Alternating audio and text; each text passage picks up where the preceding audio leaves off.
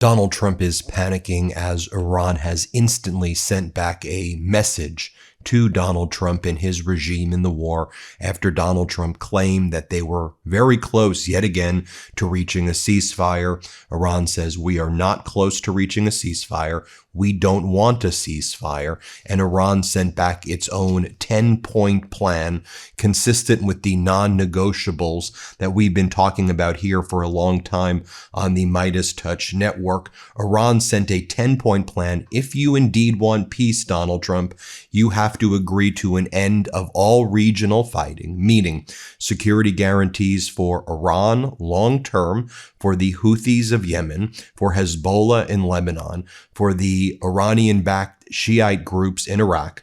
We want full reparations, full sanctions relief. We want to control the Strait of Hormuz forever with a toll system, and we will never give up ballistic missiles, Shahid drones, or any of our major weapons systems.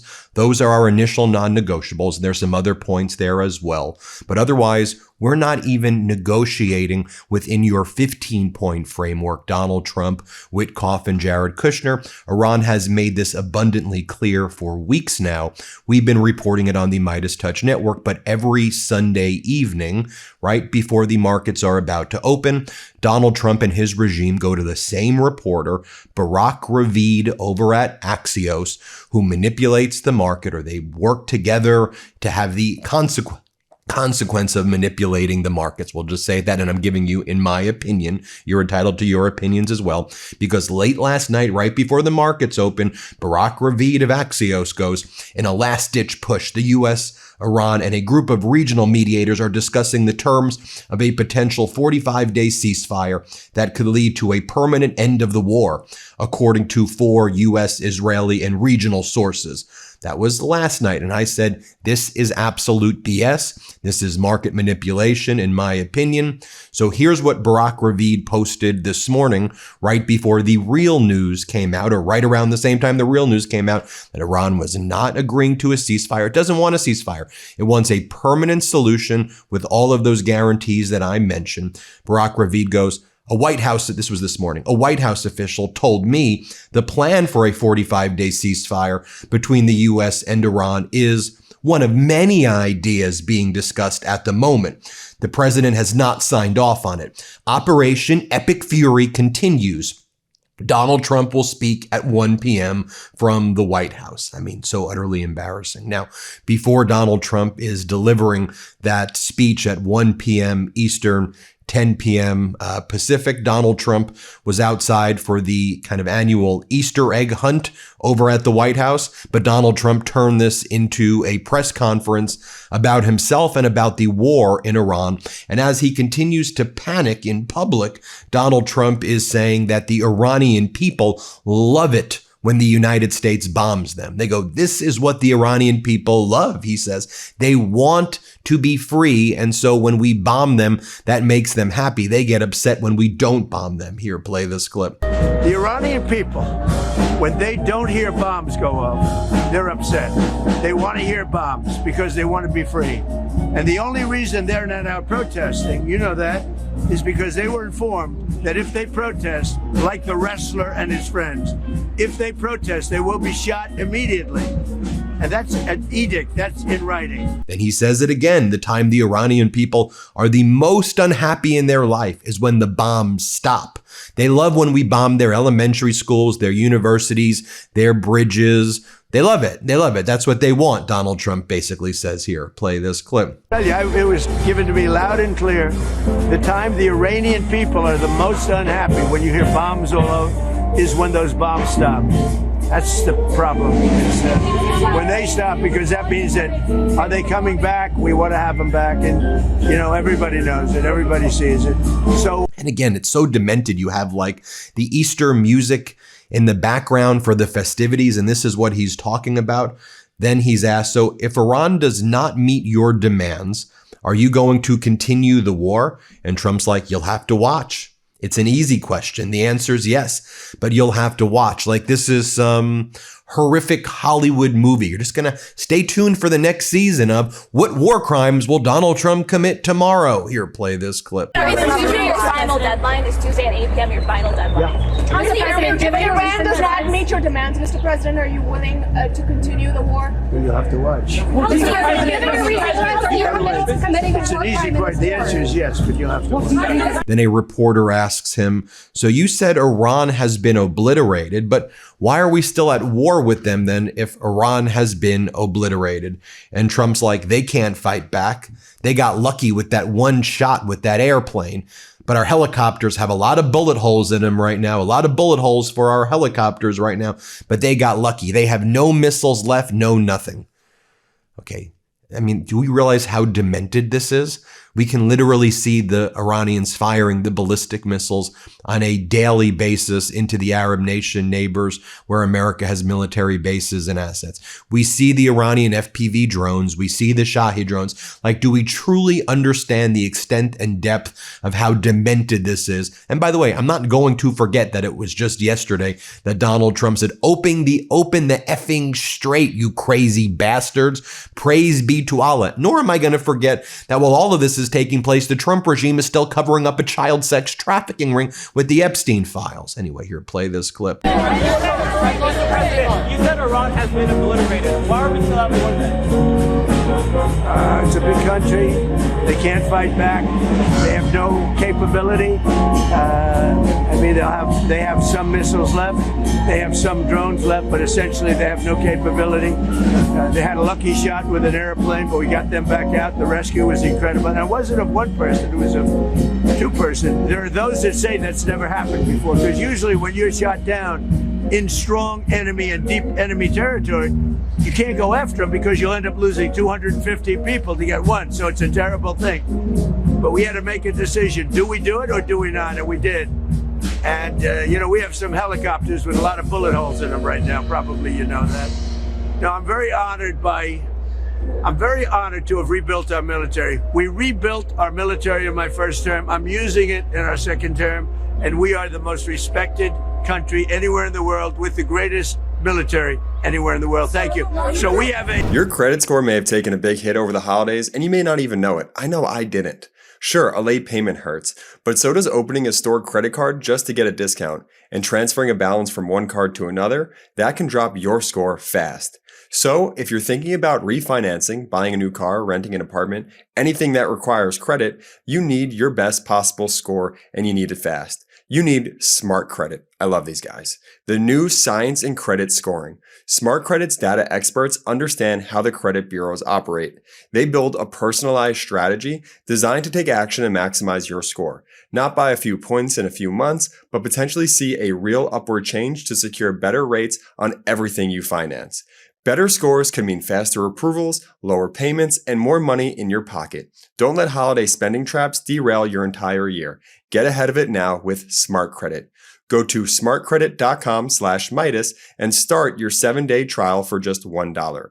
Your results will depend on your unique credit profile, but I think you'll be excited to see how many points Smart Credit estimates that you can gain. Results not guaranteed, cancel anytime. That's smartcredit.com/Meidas, smartcredit.com. Then Donald Trump's like, we gave a group of people who are going to help us stop Iran. We gave them some guns, but they stole our guns. And I'm gonna get back at this group of people. I'm gonna get lots of people suspect that he may be talking about when he armed the Kurds in order to invade Iran, and then the Kurds did not invade Iran when the war began. I'm not sure if that's who he's talking about or a group within Iran, but Donald Trump now threatens another group right here. Play this clip. They don't have guns. We sent some guns, but the group that was supposed to give, which I said would happen to my people, I said it, I called it exactly. We sent guns, a lot of guns. They were supposed to go to the people so they could fight back against these thugs. You know what happened? The people that they sent them to kept them because they said, what a beautiful gun, I think I'll keep it. So I'm very upset with a certain group of people, and they're going to pay a big price for that. But the Iranian people will fight back as soon as they know they're not going to be shot, and as soon as they can get weapons. If they had weapons. And Donald Trump's like, we have many alternatives of what we want to do right here. We can leave right now. It would take around 15 years to build, but I want to finish it up. I want to stay. I said, folks, this is exactly the time path or the time frame for COVID right now, right? Like a miracle, it was all going to go away before Easter, bend the curve before Easter, and then that didn't happen. And then afterwards, it was like, whoa, this is just going to go on and on and on and on and on. And except now it's not COVID, it's Donald Trump's unlawful and catastrophic war in Iran that has created a massive supply shock to all different types of supplies and is causing catastrophic economic consequences and military consequences and all sorts of consequences across the country and the world. Play this clip. That's the problem.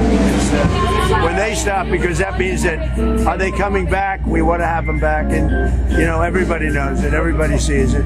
So hopefully it could be over with quickly. Again, there are lots of different alternatives. We have many alternatives. We could leave right now and it would take them 15 years to rebuild what they have. We could leave right now. But I want to finish it up. Iran, ready, cannot have a nuclear weapon. They are lunatics, and you can't put nuclear weapons in the hands of a lunatic. Thank you. Then Donald Trump, as part of this Easter egg hunt, finally realizes that Melania is next to him, and he's like, "Where's the first lady? Ha ha ha! She's a movie star, everybody." I mean, this guy is so addled. He's so physically and mentally rotted. That's why I did the video on the 25th Amendment this morning. Here, play this clip. Big thing, and it was a big thing to our great first lady, who's here someplace. Let's see. I think this is our first lady. What do you think of our first lady? She's a movie star. I don't know. Do we call her first lady or a movie star? She has the biggest movie. Can you believe this? And she deserves it. Would you like to say a couple of words to your friends? Donald Trump's like, if it were up to me, I would keep the oil. I want to keep all of Iran's oil. Play this clip. And we've obliterated a very powerful country in 34 days. If it were up to me, I'd like to keep the oil. I just don't think the people of the United States would really understand.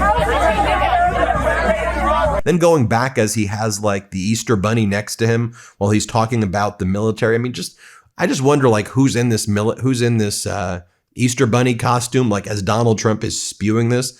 You think he makes Marco Rubio go in the Easter bunny? I mean, I think that there is a high, I'm being sarcastic, just so you know, I'm not going to lose but there's a high probability under my sarcastic scenario that Marco Rubio is there wearing those size 15 clown shoes that Donald Trump makes him wear. But anyway, Donald Trump's like, I just want to say that we have the greatest military. Look what we did in Venezuela, and look how much I'm using it in my second term, while Marco Rubio's there, hypothetically, in the bunny suit. Here, play this clip. We look forward to it, but I just want to say we have a great military. We have the greatest military, the most powerful military any place in the world. You saw what happened with Venezuela. And it's an honor. I built it in my first term, and I didn't know I was going to be using it this much in my second term, but it's my honor, and they're the greatest people on earth. Our warriors are the greatest fighters on earth, and they very much appreciate you and love you, and that's why they do it.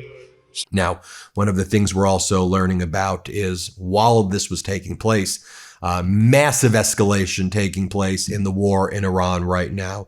Iran's South Pars petrochemical facility was attacked once again with multiple explosions being reported. The Israeli and U.S. Air Force attacking Iran's largest petrochemical facility, which accounts for about 85% of Iran's petrochemical exports. Remember the last time the South Pars facility was attacked, Iran then immediately hit the Qatari facility in the northern oil fields, because the South Pars and Qatar, they share that same South Pars northern facility right there. So we're going to be focused on if there's going to be retaliation there. I think there will be, and there will be retaliation, I think, in the other petrochemical facilities that are in the region. In addition, Sharif University of Technology, Iran's top engineering university, was hit by a U.S.-Israeli strike today. Labs, buildings, mosques, a data center, nearby gas facilities, facilities seem to be destroyed. Sharif is often called Iran's MIT, a core hub for science, engineering, and elite talent. It trains many of Iran's top engineers, tech entrepreneurs, scientists, including in the fields of aerospace, nuclear, and advanced research. Iran's Foreign Minister Araghchi responding, Israeli U.S. aggressors have bombed the MIT of Iran. This follows attacks on other universities. 1400 years ago, Prophet Muhammad said that even if knowledge was situated in the distant Pleiades, Iranians would be capable of attaining it. Aggressors will see our might. Also, Israel killed Iran's head of the Iranian Revolutionary Guard Corps intelligence, Brigadier General Majid Kademi, in an overnight targeting strike. Israel also says it is awaiting authorization from the U.S. to begin striking all of Iran's energy facilities. So we'll be focused on that as well. And apparently the United States and Israel have set all their targets to cripple all of this civilian infrastructure in Iran, to make it long and painful for Iran, even more so if Iran does not agree to negotiate with Donald Trump or make a deal. And as you can see, Iran does not want to make any deal or even have a negotiation with Donald Trump. We'll keep you posted every step of the way. Hit subscribe. Let's get to 7 million subscribers. You may think you're subscribed, but you may not actually be subscribed. So double check. Hit subscribe right now. We appreciate you. We're grateful for you. And we'll keep reporting today. Want to stay plugged in? Become a subscriber to our Substack at MeidasPlus.com. You'll get daily recaps from Ron Filipkowski, ad-free episodes of our podcast, and more exclusive content only available at MeidasPlus.com.